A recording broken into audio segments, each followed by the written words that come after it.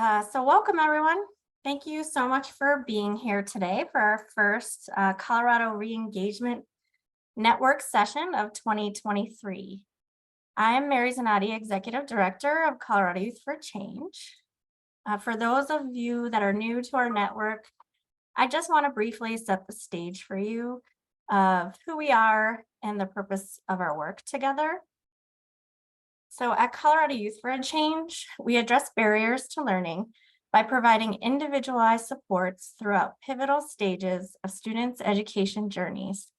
And we envision an equitable education system where each student has access to the resources they need to maximize their own learning and growth. A key part of how we meet our mission is through our student re-engagement program, where we re-engage and re-enroll young people into high school. Young people leave school for many reasons, and many of them do not know or believe that they can return. Our team helps address the barriers that lead students to leave school and helps facilitate the access back into high school and provides those supports along the way.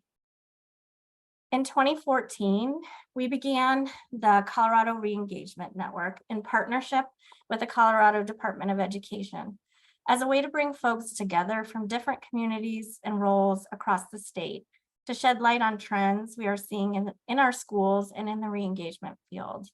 It's a place to share out best practices and hear about creative solutions. Today, I'm really excited for y'all to get the chance to hear from Johann Liljengren. We met with Johann last month and we're really intrigued by the findings in the graduation and dropout data for the 21-22 school year. We often get asked what is happening with students since the pandemic, and the data is one way to shed some light on that, while also noting that we all have our anecdotal experiences and stories we can share from the last 3 years that also help fill in the gaps. Johann has been a leader in school improvement and dropout prevention work with a particular focus on helping high schools organize efforts to keep kids engaged and prepared for life after high school. He has worked in CDE's school and district transformation and school improvement and planning offices since 2018 and is now the director of the Dropout Prevention and Student Reengagement Office. Prior to working at CDE and after working in schools and programs in Washington State and Philadelphia, Johann worked on 2 national projects dedicated to high school improvement and redesign. His team worked at the Everyone Graduates Center that was focused on translating research into practical solutions for schools and districts, designing new models for high schools, and supporting individual schools and districts in multi-year improvement partnerships. We're really excited to have Johann in this role as we partner with his office quite often in our work here at Colorado Youth for a Change and definitely through the Reengagement Network. So very excited for y'all to hear from Johann today, and we will open up for questions at the end of the presentation. So feel free, if you want to put things in the chat, we can keep an eye on that, but we won't be taking questions till the end. So thank you so much, Johann. I'll hand it over to you.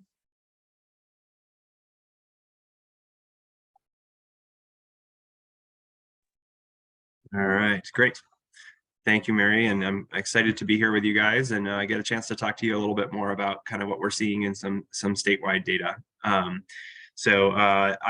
We have a couple things. I'll do a little bit of an intro just of kind of who our office is, and I know many of you, I'm recognizing names and knowing many of you interact with us, but just connect the dots on a few of those things, and then share kind of a little bit about what we've been seeing kind of at the state level. So. We do this work kind of across a couple of different offices that really focus on improving graduation rates and dropout rates. One is the Office of Post-Secondary Workforce Readiness. So my colleague Michelle Romero kind of oversees that team.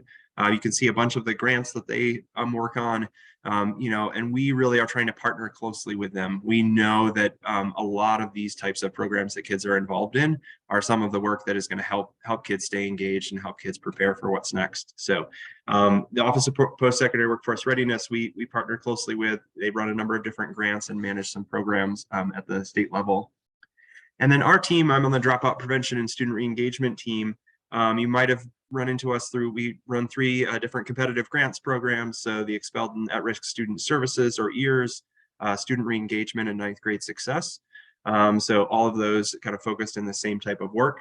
And then we have a bunch of work around kind of technical assistance around data and strategies, where we're helping kind of try to understand and use this data more effectively, and hopefully connect folks to strategies that can be effective. So we are happy to reach out and connect with you guys. Please connect with us. We love to work with the districts, either formally through our grants, or just trying to connect and talk about strategies and how we can keep this work going. So for this afternoon, I'm going to spend a few minutes. We have a couple of slides. We pulled kind of some of our key takeaways. So would love for the session and you be able to kind of articulate a few of those key takeaways, and a few of them that are specific to kind of re-engagement and where those students are.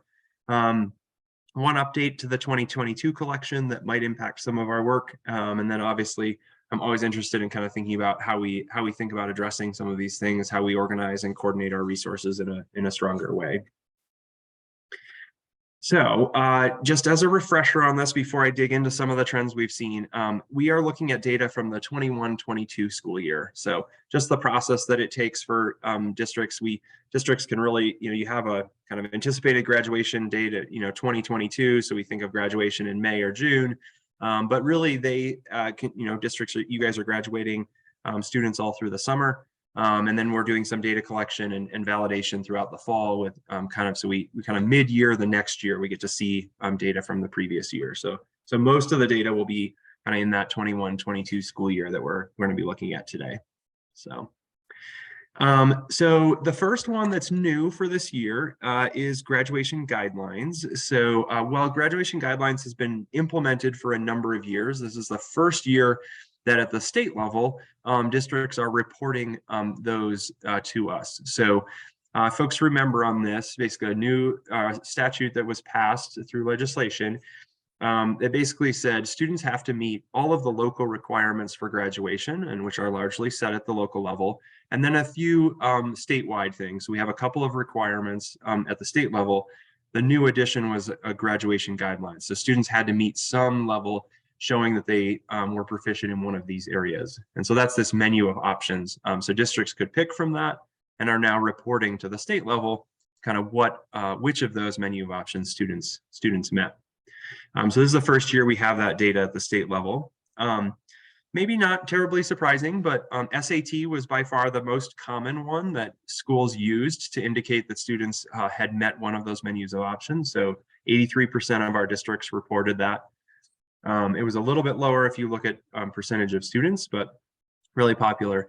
Interestingly, the district capstone was the second highest. So it was actually right up there. And so we saw a lot of districts really trying to build out their district capstones and process and what that looked like and what students were needing to demonstrate through that. So then you kind of see the list down of the different items that districts reported on these ones. And so this is our first year for this data, but this is now included in it. So any student that you see is listed as a graduate has met one of these based on what their district has selected. All right, so there's kind of 4 framing takeaways that I wanted to share with you guys, and these are really kind of 4 things that we noticed in the data. There's other trends and patterns in there as well, but I think these were kind of 4 big ones that we wanted to share and I think might be relevant context for some of the work that you guys are doing within your schools and districts. So the first one is that we did not see outcomes improve in unison this year like we have in the past. So the good news on the left-hand side of the screen, this is our graduation rate data going back to 2010. And you see we've made pretty substantial, good, consistent progress over that time period. And that continued in 2022. We saw another uptick in graduation rate. We had additional students graduating across the state. So that's the positive trend that we've seen. In the past, typically, we have seen when the graduation rate improves, we've seen the dropout rate improve as well. So more students staying engaged in school and more students graduating. Our dropout rate went in the other direction this last year. So we saw a shift in that. So these did not move in unison this year. And kind of a change. So we saw a pretty big increase in the number of students. And so we're kind of took a step back and we're actually similar to where we were in 2017 and 2018. So that's the first thing. Data was not moving kind of in our typical pattern, and we didn't see our improvements follow that same line. The second one, and some of these are, we're following more similar trends. So some of our outcomes, especially in graduation rates, kind of followed some more common trends that we have seen in the past and continued those patterns. So this chart here that you're looking at, if you look at the far left side of it, the blue is the 4-year rate for the class of 2021. Orange right next to it is the class of 2022. And so you can see for the statewide rate, orange is a little bit higher. We saw a little bit of an increase there, but good upward progress. When you look at other student groups, so starting to break down, you can see that some of our student groups actually accelerated, so had more improvement than the statewide rate. So English learners, for instance, had a bigger increase at the statewide rate. The challenge as you look across the chart is that many of these student groups, we had a huge gap still between the rates for these individual student groups and our overall rate. So we know that there's still a gap in many of these different ones. So on the positive end, we did see some improvement and a slight narrowing of gaps. But in the challenging side of that, you can see some pretty big gaps for students in these different areas. But that's a trend we've seen in other years as well. A slight narrowing of gaps, but still gaps that remain. Similarly, we look at completion rate as well. So we look at students who graduate, earn all of the credits and all the requirements that you guys have locally, plus the graduation guidelines. Completion rates basically add students who a GED or high school equivalency. And interestingly, even with all of the changes over time, we're seeing a pretty consistent percentage of students who meet those additional expectations. So even as our rate has gone up over time, we're still getting an additional bump that is pretty similar over time in completion rates. So still a valuable option for some students, and we're still seeing a pretty similar percentage of students meeting that.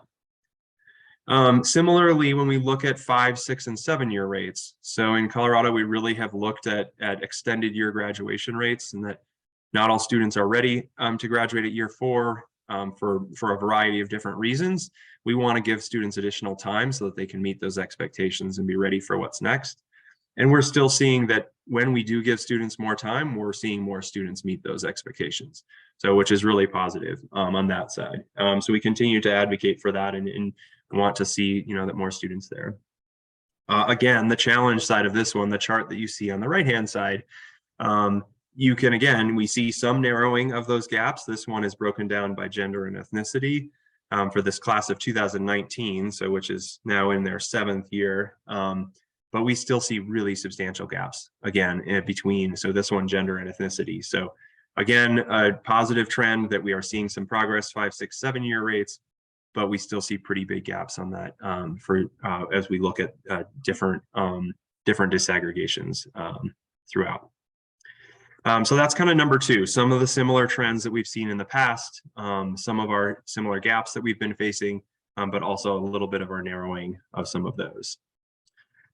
The third one, and I mentioned this a little bit earlier, but some of these outcomes, are kind of our early warning signs of might show up in future graduation rates. So, folks are oftentimes asking what the impact of the pandemic is, when are we going to see this show up? And so maybe we're surprised to see that the graduation rate continued to go up, even though we've seen pretty disrupted education for a lot of students.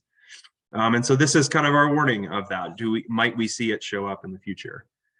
So on the left-hand side, you see that same chart that I shared earlier. This is our statewide dropout rate. So, and this one, the way we calculated is we look at all students grades 7 through 12 who dropped out during the 21-22 school year. So some of these students, they're not the students we would expect to graduate last year.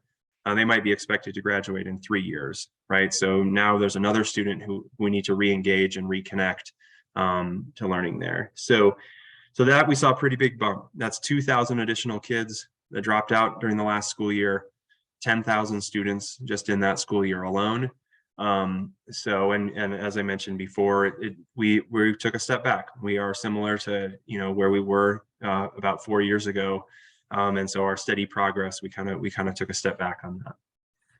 And then on the right-hand side, I share this one as well, because this is like your dropout is our biggest disengagement, right? Totally disconnected from our schools. But we have a bunch of other signs that students might be starting to disengage. We looked at chronic absenteeism. So this is kids basically who miss 10% or more of school for whatever reason, excused or unexcused.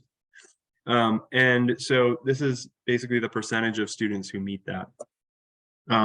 And we have never had a super low rate in the state of Colorado. We've been around 20% on this one, but we saw a pretty big jump last year. So we're up near 36%, which how I always talk about it, that's 1 in 3 of every Colorado students missed more than 10% of school last year.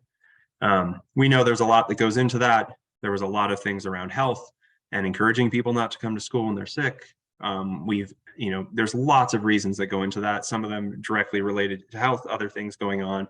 But either way, that's a third of kids who have less time with teachers and staff, less time engaged in that learning. And we know it's an early sign that we need to be aware of and think about how we connect those kids more to school and relationships and learning that they have there. So, and that one is actually K-12. So we look at that across the whole spectrum of students. And we really see that attendance matters in each of those all the way through K-12. We're really seeing that impact. So that's number 3. And then the last one, and this is just kind of my encouragement to dig into your own data, is that we kind of always get asked of like, well, what's the impact of the pandemic and how is that playing out in different places? And as you can see in some of the other charts, some of those things, you can see where the connection is. But we're also starting to see some weird variations that we haven't always seen. So on the left-hand side, this is just across different regions of the state. So even in this, you see some regions that seem to improve in graduation rates and some went down, and seemingly maybe similar areas. So we're seeing some variation there. And then on the right-hand side, I pulled 2 districts that are actually pretty similar. They share a border together. If you looked at their communities, you might think that they would have, similar impacts to the last couple of years, and yet their graduation and dropout rates kind of went in different directions or slightly different directions. So we're really just seeing this impact play out differently. There's health reasons, there's staffing reasons, there are economic reasons, all kinds of things that are happening in communities. And so really encouraging people to kind of go a level deeper and try to figure out what's happening in your school, in your district, in your community. And if some of these other trends are following, or if there's something more unique happening in your space. So those are kind of the 4 big ones that I wanted to share. Those are kind of statewide trends. And then the last thing I'll share is I just pulled a couple of things specifically around re-engagement that I wanted to share, just that I think kind of encourage us as folks who are working in this field to dig into this data a little bit more and think about where we can impact and really have an impact on students and this statewide data, which ultimately represents all of these students across the state of Colorado. So I kind of had 3 things that I wanted to call out. So one of them is just to encourage us to do the proactive support that that many of you are involved in, right? And that when we can engage kids in highly engaging learning environments, when they have strong relationships with adults at school, when they have support to solve problems or things that happen in their lives, we see a huge impact on kids, right? All of our research around dropout prevention, when kids have those things in their school, they are so much less likely to drop out and disengage. And we know once they do, it is harder for them to come back and get re-engaged. So I always encourage us. So you can see over the last couple of years, we have about 68,000 anticipated graduates every year. So we have work to do with them, but there's another 68,000 kids that we're expecting to graduate in 2023. And the work that you guys are doing and being proactive is a huge part of making sure that those kids are ready for what's next.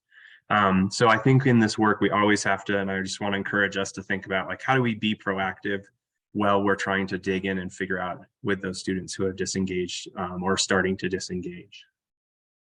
So that's kind of number 1. The second one is so this last year, we have these kind of still enrolled students. So last year, I shared our overall rate. So we had 68,000 potential graduates. 82% of them graduated in 4 years, which is awesome. They met expectations for that. We had additional 1,100 kids who met some kind of completion, so got a GED or high school equivalency. There's almost 6,000 kids that are still enrolled in their districts at the end of last year. So that's our chance for those 5, 6, 7-year rates. How do we help those kids? They're still connected to school. They still have a connection to their school. They still have connection to folks like you guys who are working with them.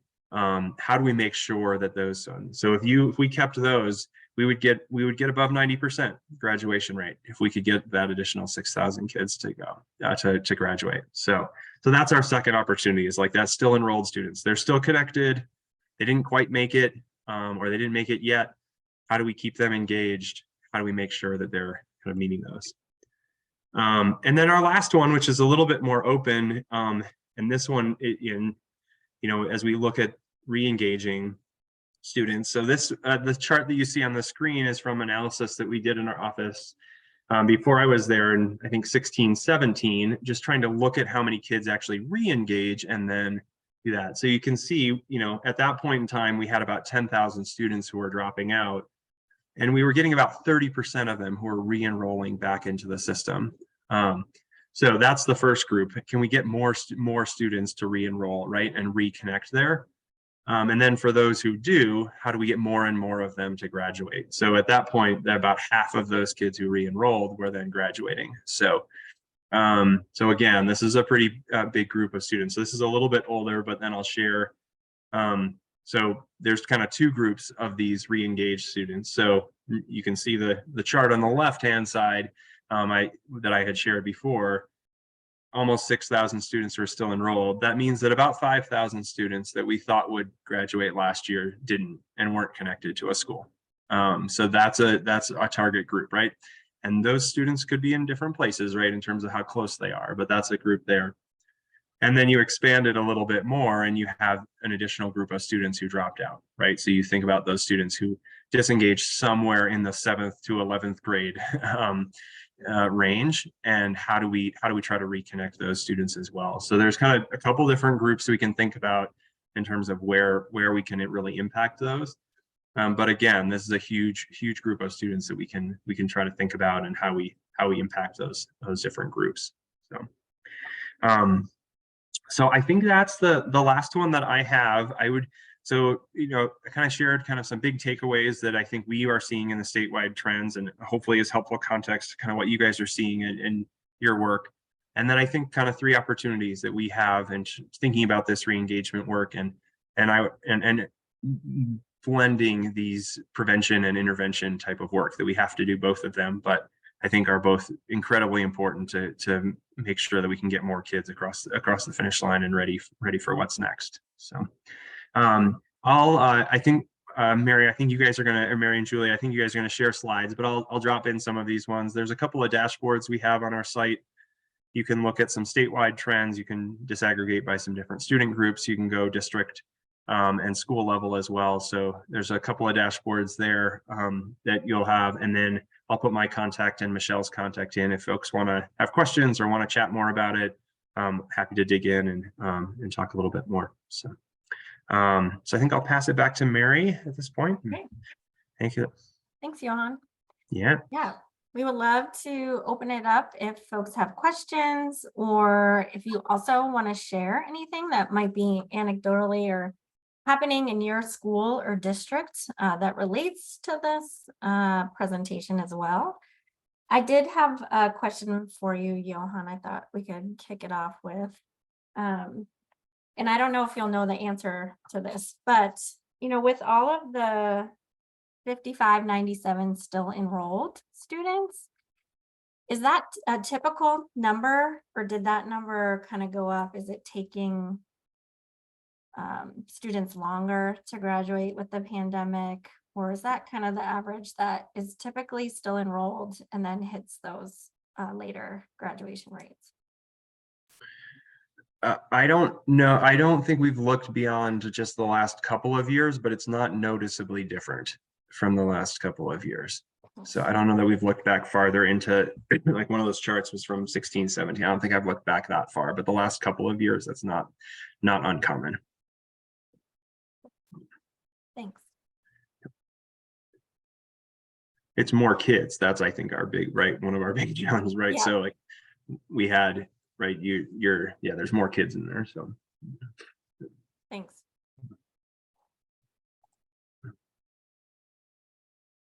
Other questions, comments, stories to share?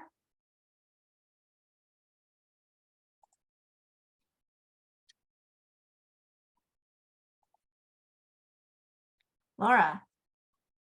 I wonder, because based on what we're seeing at the elementary level, if it will take years before we see the impact, because with those K-3 students, we're seeing a lot of students more than a year behind, 2 years behind, worse than we did before the pandemic. So I just wonder, longitudinal data, if it's going to take us 10 years to see the impact, or if we're going to be able to catch them up. It's going to be interesting to see. For sure. I don't know, if other folks on the call, I think we hear that a lot from not just folks in our organization, but in other school partners as well.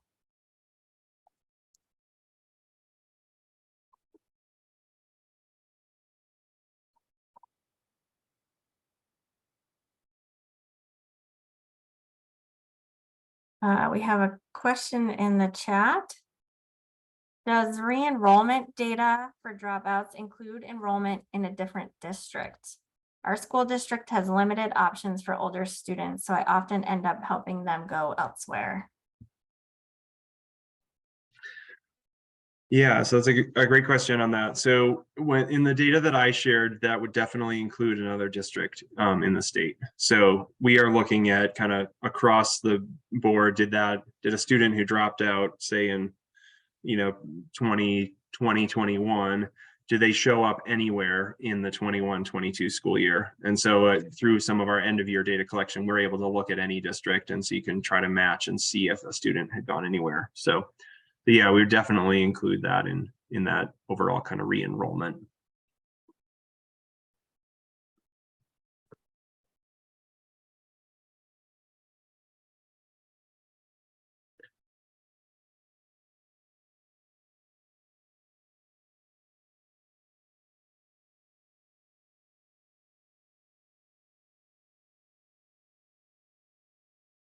Is this information helpful for folks as you're doing your work in schools with young people? Have folks seen a change from this year over the last couple years? Just curious.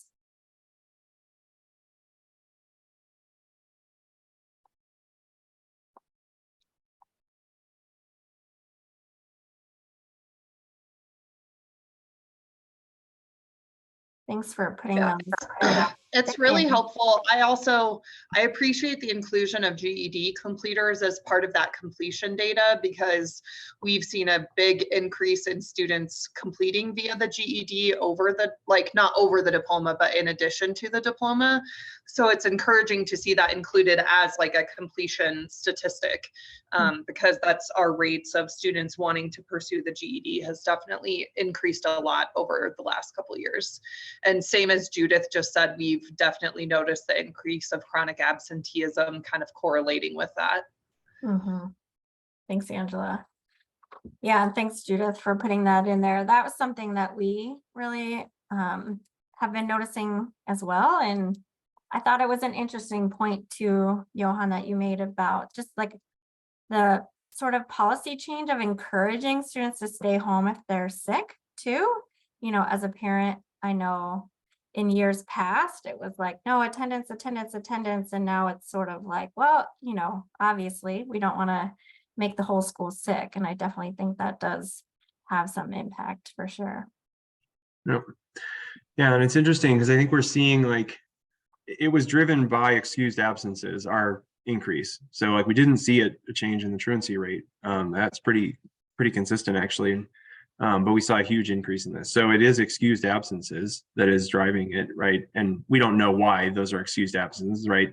Right. The hypothesis that many of them are, from that health. And the other interesting thing, I was talking to someone yesterday who was a superintendent at the time, but he was saying that like in the 2021 school year, many districts had things where you could do remote learning on a quarantine day or a quarantine week or something like that. And that many districts, if they didn't establish a full online program, eliminated those in 21, 22 and kind of went back to a more normal process. Like if you're out, you're out. And we don't have an option to either stream in and be able to watch a class remotely or do an activity and still get credit for attendance. So seeing some of that kind of he felt like had contributed to that. So it'll be interesting to see, do we end up seeing in this 22-23 year that we come down a little bit?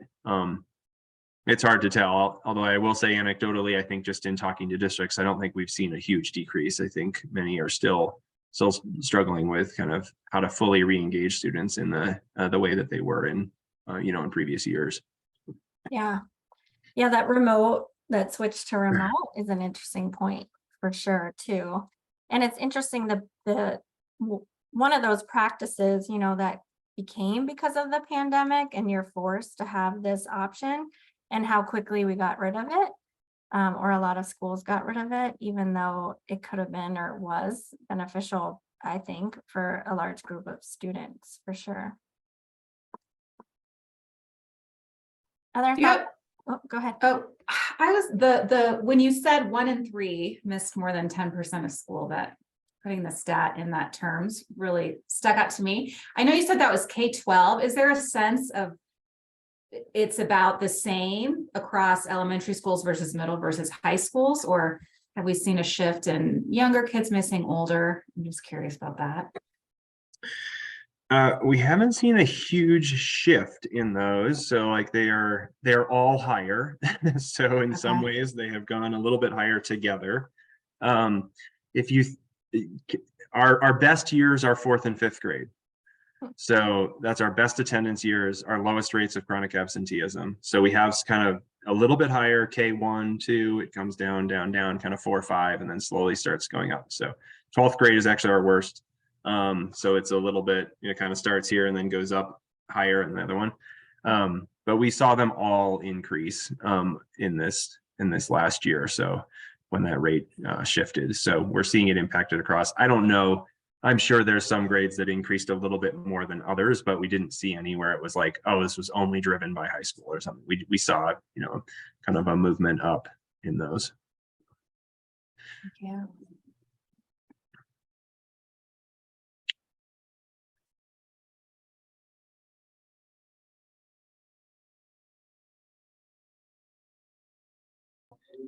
Can I ask you a question on some of these data points if you have the time? Please. So I'm wondering have you looked at like students that are free reduced lunch compared to those that are not, higher absenteeism that would equate to I guess higher levels of dropout rates? I'm just wondering how much socioeconomic levels you found that correlate with the dropout rates and the absenteeism. And then I guess within high school, the career readiness, how much of that played a factor as well? Yeah, I can start kind of with I don't think we've done anything exactly on the career readiness question. And we're trying to explore, like, from the data that we have access to, of like, are there kids who are connected to different programs that are seeming to have better outcomes for some of those things, right? So like we were just looking at the career development incentive program. So kids that are getting industry credentials, even in our just internal look right now, we're seeing that those kids have higher attendance than kids who are not involved in that. So we're trying to look at things like that to see if like there's patterns on that. But it's more program based of what we've looked at. So I don't think we've looked at it across the state.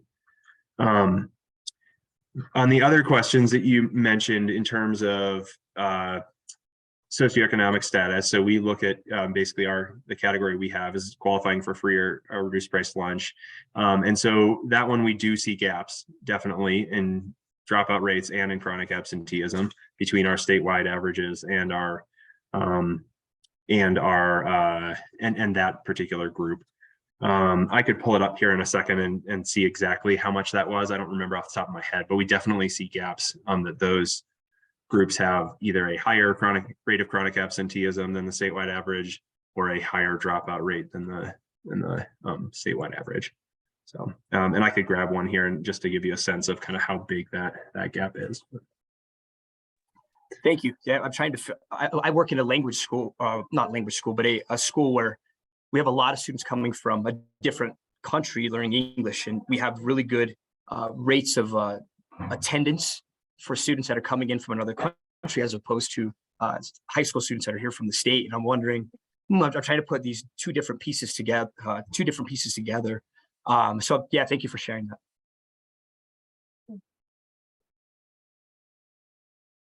Yeah, so like I found the one for dropout rates. So the statewide dropout rate this last year was 2.2%. For students who qualified for free or reduced price lunch, it was 3.3%. So about a percentage point higher for that student group. They did have, and they improved a little bit more this last, or no, they went the opposite direction. So actually had more of an increase in dropout rate for that group than the statewide average this last year. So. And by chance, my last question, when it comes to race and ethnicity, is there a specific race and ethnicity that is higher than others? For dropout rate specifically? Yeah, for dropout rate, yeah. I might have to look specifically on that one and check. I don't know that I know that one off the top of my head. There's, I'd have to look on that one. The other, so if you wanted to send me a quick email, I could check on it. We could also look some of those dashboards. Actually, you can sort by, and I could actually pull one of those up maybe and share, because you can sort by some of the different student groups, so you can see kind of what the statewide average is for some of those, and be able to kind of compare across different groups. Great, thank you. Yeah, that's what I was gonna say. So that dropout dashboard or the graduation dashboard that Johann put the links in the chat, you can see a lot of really, down to district by different What's interesting is we'll talk about categories. So statistics. there's lots of, perfect. Yeah, so this is the dropout dashboard. So you start at the state level, which is kind of the stuff at the top, and then you can see a list of schools that go down. The color coding is really just to try to help visually to be able to see the differences across those. But then some of these different drop down menus, so you could look at economically disadvantaged. So here's this 3.3%. So this bottom bar that I mentioned there. So that's that 3% that I just mentioned. And the 2.2% is our statewide average. So you can start to look and see for some of those. You'd have to do a little bit of filtering, but you can look at some of the different groups. You might have to look through a couple of them to see which one was the lowest. It doesn't necessarily pull them all together, but you can kind of sort there. And then the last thing kind of across the top is you can district and school, and you can sort at a different level. So it starts with Denver, but you could look at Aguilar, and Aguilar is a bad example because it's a little smaller. Let's look at a little bit bigger. So see Bennett. Yeah, so here's Bennett School District, and you can kind of see their trends over time. And then you can go another level deeper and look at their student level data as well if you wanted to see different student groups in that. So.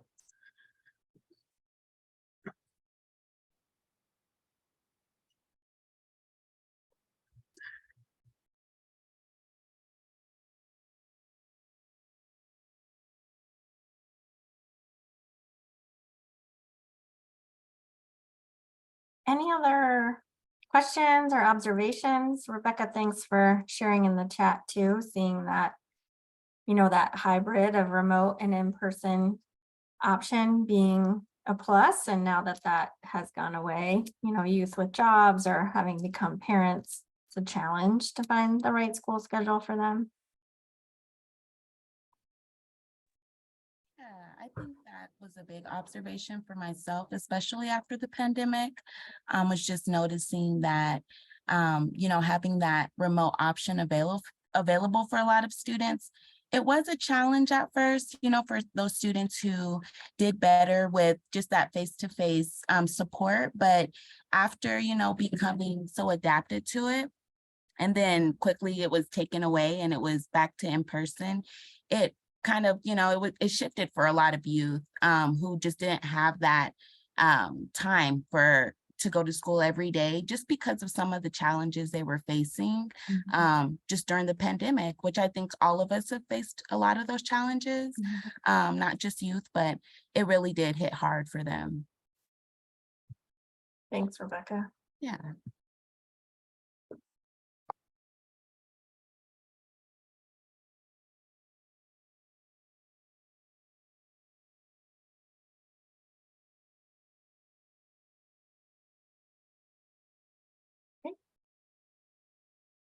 If there are no other questions, oh, got one. What are some of the success people are seeing with re-engagement efforts?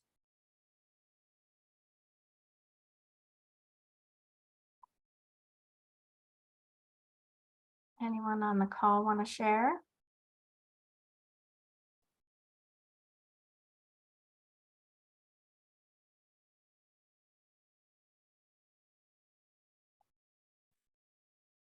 Well, I will say, Thanks, Um, Rebecca. yeah, for students who are willing to do in person and do want to do in person, there have been a lot of students who just want to at least see schools. They really want to meet people, see what schools have to offer, and where supports are located. So even if they aren't exactly ready to get back into school, it's re-engaging them back into life a lot of times. So they're really ready to just see where they can start right now. I would say that's one of the big positive things I've experienced with those students who want to go back in person. They're just really ready to get out there, see what schools are available, what their community offers them. So yeah, I love that. Thanks.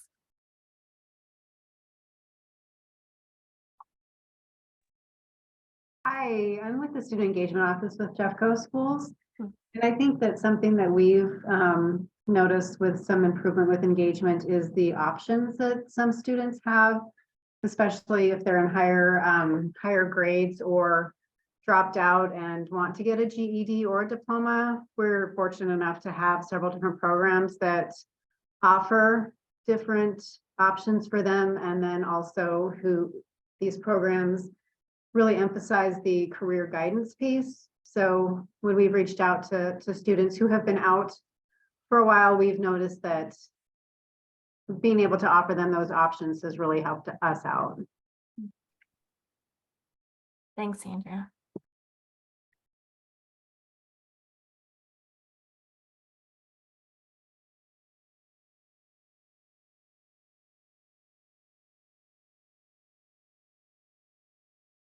Any other things folks want to lift up that have been successful?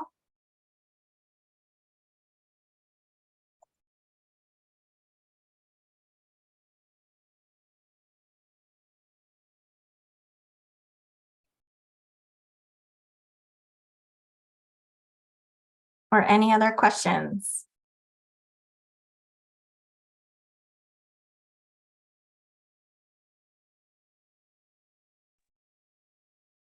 I actually had a question about the re-engagement of the students, where 30% re-engage and then only 15% actually are successful with that re-engagement. Is there a known reason for that?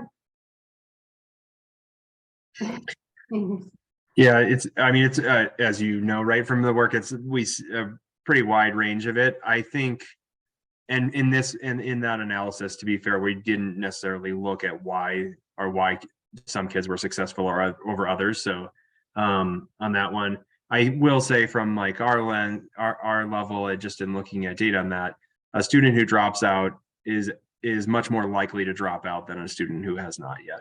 So you're twice dropouts. And so you could have students right there that drop out a second or third time. And so we definitely see that in the data, that you're much more likely to drop out a second or third time.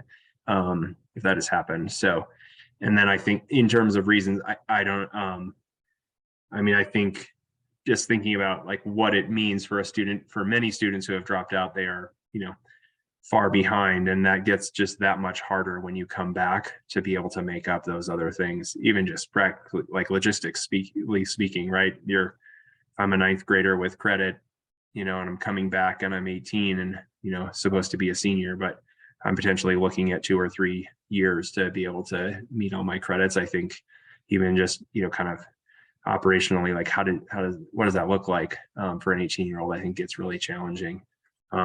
Yeah, and then some of the other things you guys, folks have mentioned, we know this, you're 18 or 19, that pull of work, it comes in pretty strong, and all the other things that happen as kids get older and kind of into adulthood. So. And I think too, we see in our work at CYC, that some students like re-engage and re-enroll on their own, right? Or with very little support, but that extra support of that case management service or other adults, just like in your office too, Andrea, it's like that extra support that comes along with it, I think is what we see that leads to that stick rate or that not dropping again. And obviously students have all kinds of things that arise that might lead to them having to leave school again. But even in this time for us, anecdotally, we've seen it might be harder to get a student back, but once we do, our retention rate has like gone really up, part to that, our staff really kind of digging in and creating that relationship and really working towards why they left in the first place. And I do think across the state, not all districts have programs like that or staff or partnerships like ours that help, that stick rate or that young person want to stay.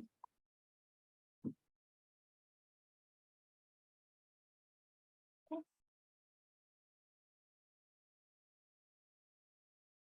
Well, thank you all for joining us today. If you have other questions that come up for Johann, he's shared his information. We'll share out the recording. We'll share out the presentation, and we're always happy to answer any questions or take suggestions for future sessions as well. But it's really great to see y'all, and thanks for joining us. Have a great afternoon.